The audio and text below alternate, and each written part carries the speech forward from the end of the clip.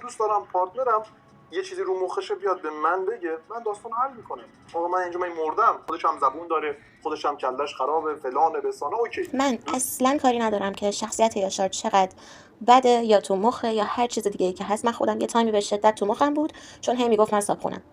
از همه اینا بگذریم، من الان تقریبا 2 روزه که شروع کردم دارم سریال پایتخت رو میبینم، تا حالا ندیده بودم و به شدت عاشق شخصیت نقی شدم. نقی که زنش هما بود و خیلی از رابطه‌شون خوشم میومد. یه حس امنیت و یه حس مثل خونه به آدم میداد، یه جایی که دیگه میدونی در امانی میتونی خودت باشی. من حرفای یاشار رو تا حدودی قبول، یعنی تا حدودی که بیشتر از یه حدودی قبول داشتم و دوست داشتم حرفاشو.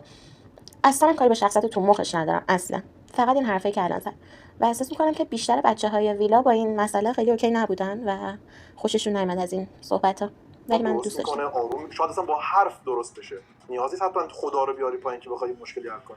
من بودم این بود به نظر من، تو همین روابطم درسته که مثلا حتی چه بیرون چه اینجا به نظر من قشنگ نیست که مثلا خانم بخواد یه واکنش نشون بده از اون وقار خانومانش میندازتش. به نظر من یه خانم باید مثلا با حرف جسارت به شما نمیکنه، کلی داره. مثلا یه خانم قشنگ ترینش اینه که وقار خودش نگه داره، صبر کنه، با پارتنرش صحبت کنه.